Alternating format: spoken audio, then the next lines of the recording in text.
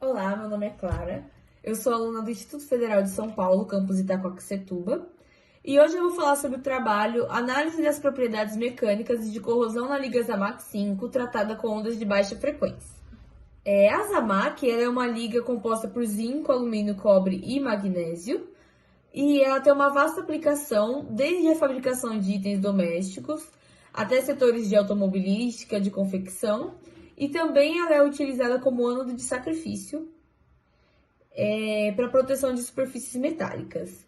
Esse trabalho ele vai apresentar o efeito da aplicação de tecnologia na corrosão do material. O objetivo desse trabalho é analisar o processo de corrosão na liga, que vai ser tratada com ondas eletromagnéticas de baixa frequência, e analisar os efeitos do chip na liga e avaliar o processo de corrosão com influência da tecnologia, que são chips que emitem ondas eletromagnéticas de baixa frequência.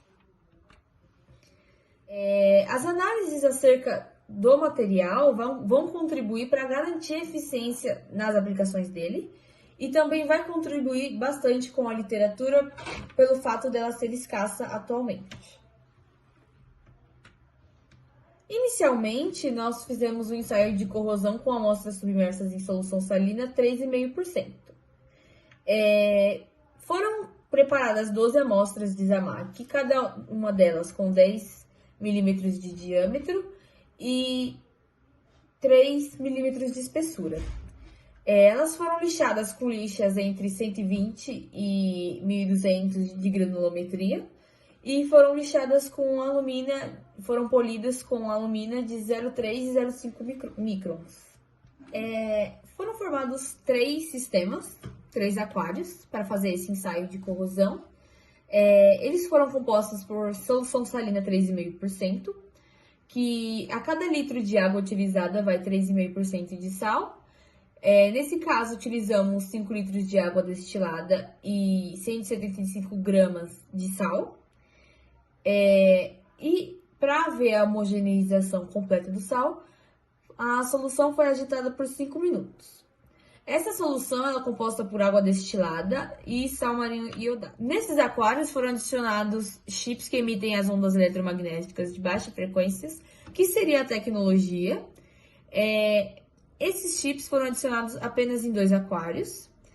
E como funciona esse chip? O chip, ele emite frequência específica para aumentar ou diminuir o espaço interatômico entre átomos específicos. Então, esse chip ele pode ser programado para qualquer elemento que eu quiser dentro dessa liga. Então, no nosso caso aqui, nós utilizamos o chip que foi programado, um deles para aumentar e o outro deles para diminuir o espaço interatômico entre os átomos de zinco, nesse caso. Assim ficou o nosso sistema. Nossos sistemas, eles sempre que foram adicionadas novas amostras, eles foram vedados com silver tape. E as amostras, elas foram inseridas em períodos diferentes. Os períodos foram de 10, 27, 35 e 49 dias. Resultados e discussões.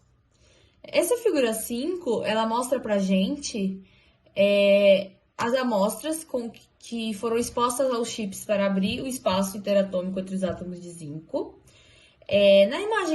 Na comparação da imagem D para a imagem A, da imagem D para A temos de menos tempo até mais tempo, até maior tempo. Na imagem D é possível perceber pontos mais escuros na superfície do material. Em A, dá para perceber que esses pontos já estão bem destacados, e há aderência de sal na superfície. Se observarmos a imagem B, há o destacamento desses pontos na superfície e isso está indicando para a gente a criação de uma nova camada na superfície do material, em que na imagem A é possível perceber a consolidação dessa camada com a aderência de sal na superfície. Na figura 6, de D para G, a gente tem de mais até menos tempo, em que em G a gente tem uma mancha bem destacada do início de uma criação de uma nova camada e vários pontinhos pequenos na superfície que também indicam a criação dessa camada. Quando se observa a imagem F, é possível ver o aumento desses pontinhos na camada e a aderência de sal na superfície. E a imagem E também é possível analisar esses pontinhos nessa camada com a aderência de sal. E em D, a gente já tem essa camada consolidada também, mas com bastante aderência de sal na superfície. Essas amostras apresentam o comportamento esperado de corrosão, com destacamentos, formação de pitch. E essas amostras, elas não apresentam, por exemplo, a amostra H, não apresenta tanta aderência de sal quanto nas amostras que possuem a tecnologia. Conclusões. Pode-se analisar os seguintes efeitos. As amostras apresentam comportamentos diferentes quando expostas aos chips, o que pode estar aumentando ou diminuindo a corrosão interna no material. Então, quando a gente tem a amostra exposta ao chip, ela tem essa criação dessa nova camada, porém, essa camada ela pode estar protegendo a superfície do material ou aumentando a corrosão interna desse material. Os dois chips causam comportamento similar nas amostras.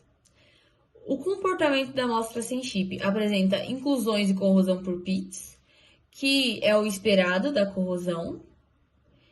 E essas amostras de corrosão desse ensaio vão ser submetidas a outros ensaios para a gente fazer análise dos mecanismos de corrosão, além da medição dessa camada criada na superfície do material. Os ensaios que são propostos é o de difração de raio-x, polarização potenciodinâmica e microdureza Vickers, para a gente poder analisar as propriedades de corrosão desse material, analisando os produtos de corrosão. Os resultados esperados é que a camada criada na superfície do material esteja protegendo a superfície do material. Porém, dependendo da aplicação desse material, como, por exemplo, o ânodo de sacrifício, que é o caso da Zamac que está sendo trabalhada, o objetivo dessa aplicação da Zamac seria, no caso, como o ânodo de sacrifício. E o objetivo do ânodo de sacrifício é proteger uma superfície metálica, proteger uma estrutura metálica. Então, quando a gente utiliza a Zamac como revestimento por proteção catódica, é esperado que a Zamac corroa mais, que acabe corroendo mais, tenha maior potencial de corrosão que a estrutura metálica, que seria o nosso cátodo. Quanto mais o ânodo, que seria a Zamac, corroer, melhor vai ficar o cátodo, porque o potencial de corrosão dele vai ser bem baixo e a estrutura metálica que está sendo protegida vai ficar protegida, ela vai ficar intacta. O resultado esperado é que as amostras com o chip apresentem menor corrosão e que a resistência mecânica do material seja maior com a adição da tecnologia.